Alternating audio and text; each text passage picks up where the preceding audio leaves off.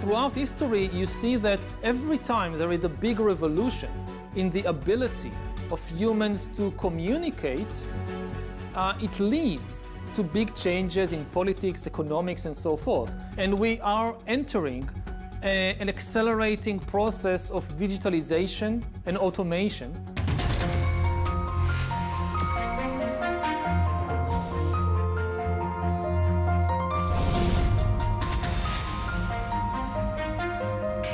So I think we're also seeing new chapters in diplomacy. Just 10 years ago, the pandemic has caused us to move online in an unprecedented way and to use digital tools to really conduct all of our diplomacy, including sensitive diplomatic engagements and negotiations. We're using new technologies to reach out, to engage audiences both in our own country and around the world, and I think that's going to be a critical component going forward in all of our diplomatic efforts. And every time that our main means of communication changes, it first of all destabilizes the old system. Hopefully, with time, you learn how to harness the new abilities for good and not for evil.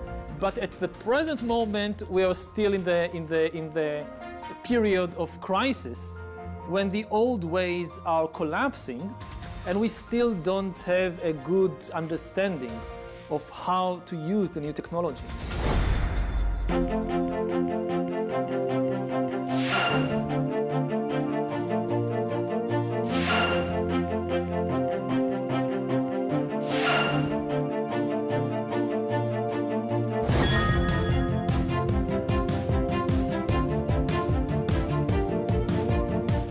안녕하세요. 오늘 디지털 시대 외교의 진화 관련해서 재용길 교수님 그리고 박세종 교수님과 같이 이야기 나누려고 합니다. 안녕하세요. 안녕하세요. 코로나 이후에 디지털 전환은 더 속도로 내고 있죠. 외교도 마찬가지인데요. 디지털 외교가 무엇인지 종이부터 살펴볼 필요가 있을 것 같습니다. 교수님.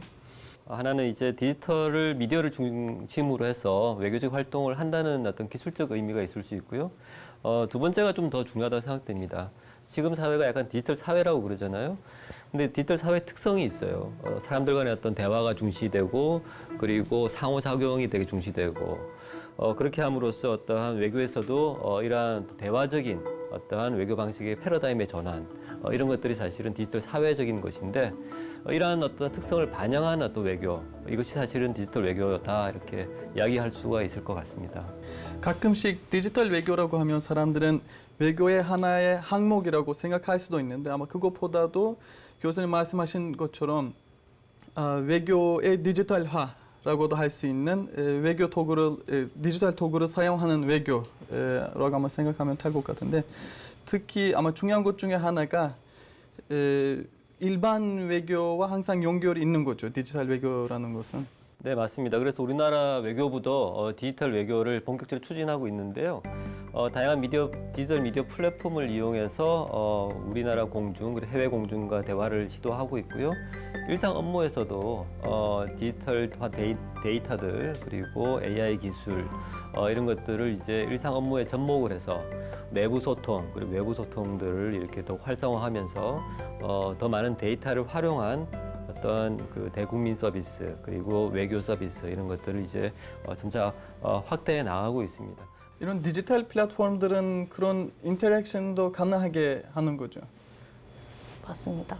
그래서 이제 최근에 이제 저희 이제 소셜 미디어를 활용해서 외교부에서도 여러 가지 서비스들을 게시하고 있는데요. 특히 좀 흥미로웠던 점이 이제 카카오톡이랑 라인 같은 것을 통해서 영사 콜센터 상담을 가능하게 해서 이제 사실 전화가 불편한 경우가 많잖아요, 해외에서는. 그래서 그럴 때도 이제 채팅을 통해서 이제 손쉽게 이제 채팅 상담을 통해서 할 수 있다라는 점에서 굉장히 큰 소셜 미디어를 잘 활용하고 있다고 생각을 하고요. 또 최근에 중국에서는 위챗을 많이 쓰니까 위챗을 통해서도 라이브 채팅이 가능하고 또 이제 스마트폰에 GPS 기능까지 활용해서 위치 기반 상담까지 가능해져서 아마 이제 해외에서 이제 긴급한 도움이 필요한 국민들을 이제 잘 도와줄 수 있을 것으로 생각이 됩니다. 그다음에 또 스웨덴에서 하는 게 하나 있었는데 스웨덴이라는 트위터 계정을 만들어서 계정 관리를 공무원들이 하는 게 아니라 외교관들이 하는 게 아니라 일반 스웨덴 사람들한테 맡겼었어요. 매주 다른 스웨덴 사람이 본인이 하고 싶은 이야기, 스웨덴 홍보하는 게 아니라 본인의 일상생활 아니면 사람들이 물어보면은 스웨덴에 대해서 소개하는 거 매주 다른 스웨덴 사람한테 맡겨서 오랫동안 그 일을 이렇게 했는데 그것도 아주 좋았던 것 같고요. 그리고 전반적으로 봤을 때는 거의 선진국에서부터 중견국까지 디지털 외교는 거의 이제 보편화되고 있는 과정에 있지 않나라고 이제 보여지는 것 같아요. 트위터에서 이제 번개로 도널드 트럼프 전 대통령이 번개로 추진했던 이제 판문점 회담 다들 기억하실 거라고 생각하시는데요. 이제 바로 2019년이었죠. 그때 번개로 이제 갑자기 이제 내가 한국을 방문하게 되면 거기서 뭐 판문점에서 김정은 국무위원장과도 만나고 싶다라는 말을 뜬금없이 해서 이제 10분 내로 그 트윗을 올리자마자 사실 김정은 국무위원장이 이제 트럼프 전 대통령에게 전화를 하고 그래서 세 정상이 판문점에서 만나는 그런 놀라운 사건도 바로 이제 이 디지털 미디어가 촉매제 역할을 한 그런 대표적인 사례라고 생각할 수 있겠습니다. 디지털 외교 시대에 중요해지는 것 중에 하나가 바로 공공 외교인데요. 제 교수님 소셜 미디어를 활용한 공공 외교는 어떤 케이스가 있는지 소개 부탁드리겠습니다. 네, 이제 그 전에 공공 외교가 뭔지를 짧게 말씀을 드릴 필요는 있는 것 같아요. 일반 우리가 외교라는 것은 너무나 친숙하게 알고 있는데 공공 외교는 좀 낯설 수가 있는데 이 공공이라고 할 때 공공이 사실은 이 공중과 관련됩니다. 더 퍼블릭인데요. 그러니까 외교의 대상이 국가가 아니라 공중이에요. 그래서 넓게 보면 오늘날 외교, 디지털 외교는 상당 부분 공공 외교화 되어가고 있는 부분들이 있다라고도 좀 보여지는 것 같습니다. 근데 이것은 사실은 이전보다 훨씬 더 다양한 긴장 관계의 해소나 긴장을 풀기 위한 어떠한 중요한 수단도 제공을 해주고 있는데요. 그래서 어떻게 보면은 지금 소셜 미디어 자체는 우리가 공공 외교라고 하지만 이미 이 자체가 외교의 하나의 전장인 것 같아요. 공공 외교라고 하면은 사실은 그냥 우리나라만 홍보하고 이렇게 국가 브랜딩만 하는 거 아니잖아요. 그래서 최근에 하는 연구 결과를 말씀드리자면은 최근까지 한국 외교부 트위터 계정도 공공 외교 계정도 최근까지는 한국 홍보만 하려고 하다가 코로나 이후에 이제 Stay Strong이라는 캠페인을 해서 123개국에서 100만 명 이상 사람들이 참여하는 캠페인을 했는데요. 그때부터는 이제 국제적인 연대를 촉구하는 공공 외교를 시작을 했는데 앞으로도 이 추세가 계속 됐으면 아마 좋을 것 같습니다.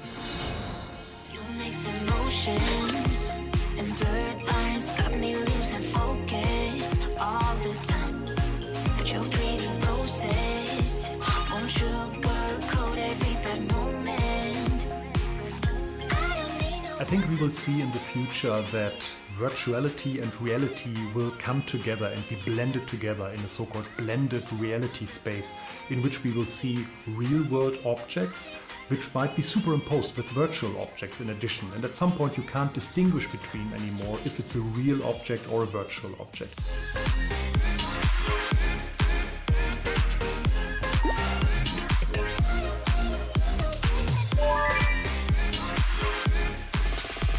We will essentially see that we don't have any real borders between countries anymore because the metaverse is not limited to a specific country. So it might be composing several countries, nations, and even people from different backgrounds, different cultures, which will come together in such a metaverse. And therefore, I think in particular diplomacy in such a metaverse will of course shift also and diverge and also include more diverse people, more diverse opinion. If you think about that, you will be represented as an avatar in such a world, and your avatar appearance might change depending on with whom you actually talk.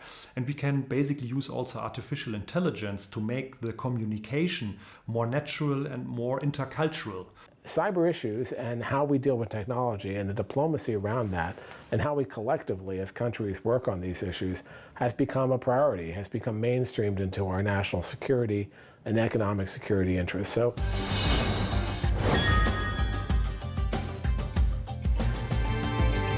한국뿐만 아니라 세계 곳곳에서 새로운 디지털 플랫폼 메타버스가 화제인데요.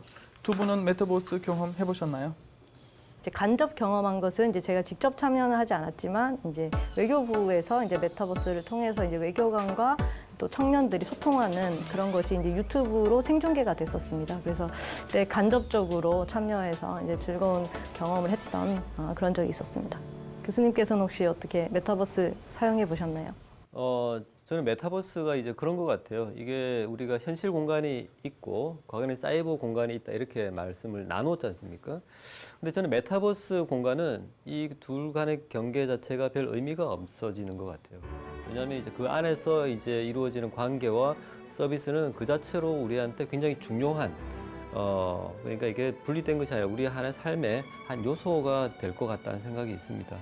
해외 어떤 시민들이 그냥 우리 대성 안에 오는 것이 아니라 그 공간 안에서는 이제 국가나 경계 이런 것들이 의미가 없거든요.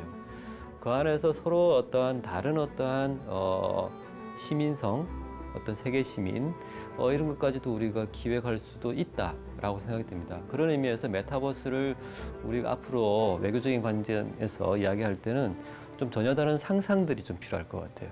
재미있는 일들이 이미 메타버스 안에서 일어나고 있었는데요. 지난 이제 대선, 미국 대선 유세 기간 동안에 조 바이든 미국 대통령이 이제 모여라 동물의 숲이라고 하는 이제 닌텐도 게임 속 가상 공간인데 거기에 이제 바이든 섬을 만들어서 선거 이제 오피스를 만들고 또 시민들이 그곳에 놀러 갈 수 있고 또 거기에서 이제 조 바이든 대통령의 아바타와 만날 수 있는 그런 것도 바로 그 말씀하신 이제 메타버스의 연장선상이 아닐까라고 생각을 합니다.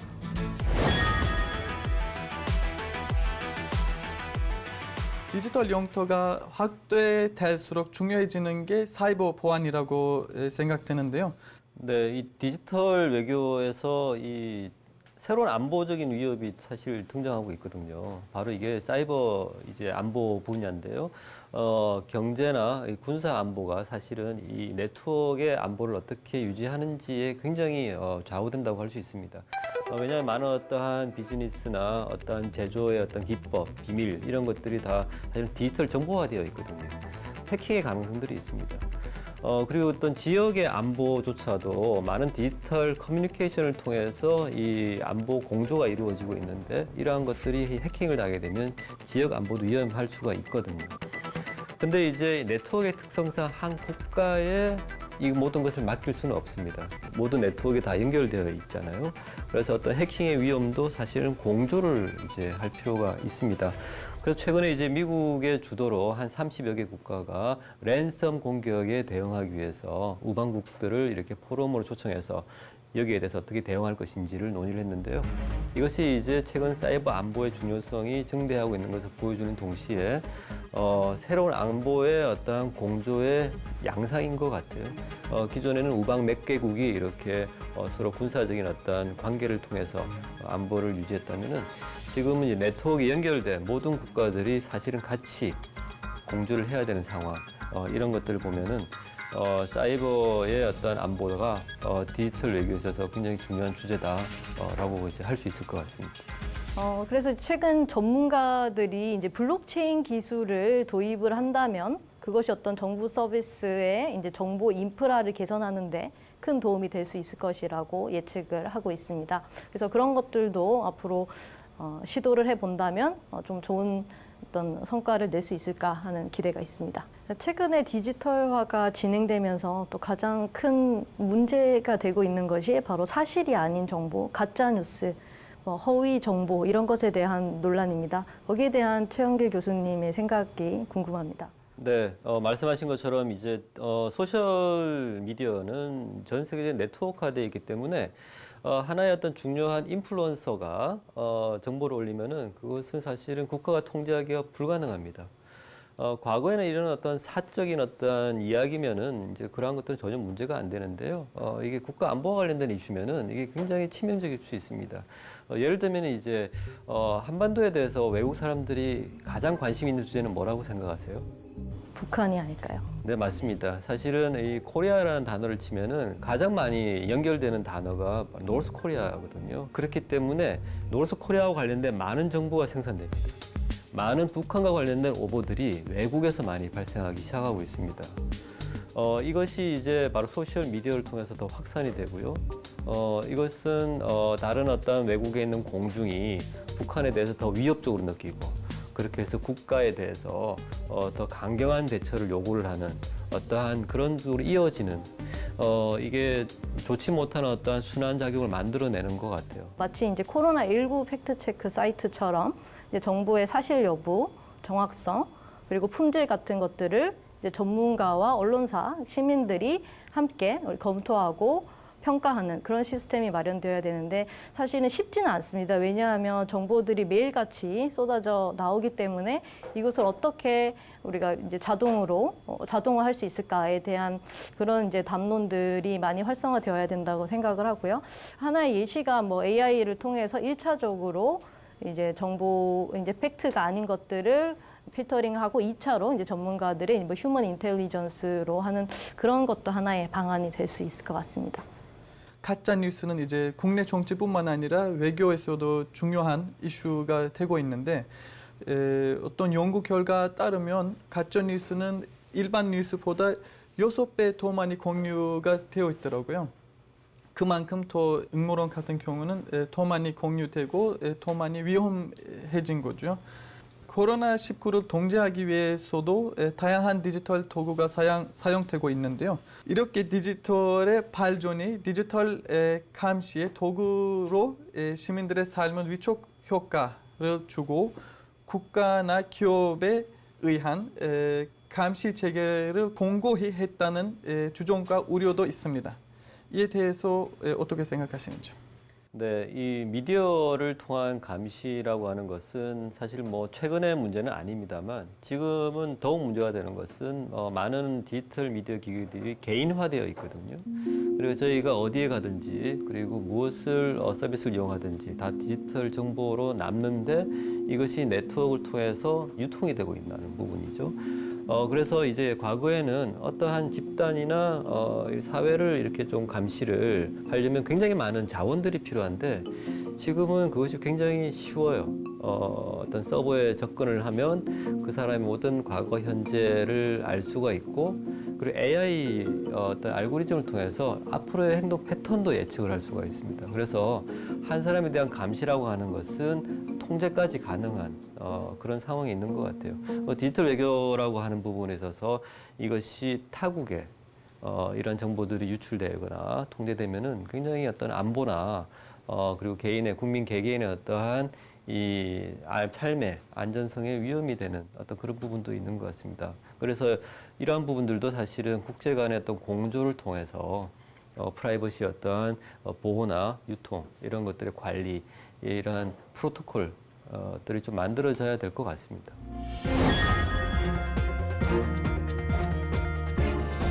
지금까지 디지털과 외교의 미래에 대한 여러 이야기를 나눠봤는데요.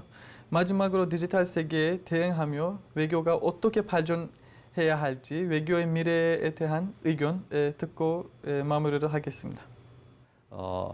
뭐 지금 많은 또 환경 안보와 관련해서 세계 시민 활동가들이 활동하고 있는데 공중들이 서로 커뮤니케이션을 하고 공중들이 다른 국가와 커뮤니케이션을 하고 이를 통해서 어떤 공동의 대응이 국가 간의 관계가 아니라 국민과 국가, 세계 시민 이러한 어떤 이 다각적인 방식이 좀 필요하지 않나라고 생각이 들고요. 다행히 디지털 외교는 이제 그러한 플랫폼들을 제공을 해주고 그리고 기술적 가능성들을 제공해주고 있는 것 같습니다. 그래서 도전도 있지만 어떤 가능성의 어떠한 미래도 좀 기대할 수 있는 것 같다 그렇게 생각하고 있습니다. 과거에는 이제 외교관의 직관과 경험에 많이 기댄 그런 외교였다면 지금은 참여자들이 다양해졌고 그 방식이 훨씬 더 다이나믹해졌기 때문에 우리가 앞으로를 사실 예측하기는 쉽지는 않을 것 같습니다. 그래서 최근에 뭐 메타버스를 활용한 외교, 뭐 디지털 외교, 뭐 빅데이터 외교, 뭐 이렇게 이제 현대 사회의 이제 테크놀로지를 대변하는 이제 화려한 수식어들이 외교 앞에 나오게 되었습니다. 그래서 우리가 이제 이런 테크놀로지를 어떻게 활용할 것인가, 여기에 대한 기술적인 가능성에 대한 담론은 많지만 좀 상대적으로 관심이 부족한 부분이 그에 따르는 부작용은 무엇인가, 그리고 우리는 그 부작용을 어떻게 해소해 나갈 것인가에 대한 노력은 좀 부족해서 거기에 대한 모두의 고민이 필요한 그런 시점이라고 생각합니다.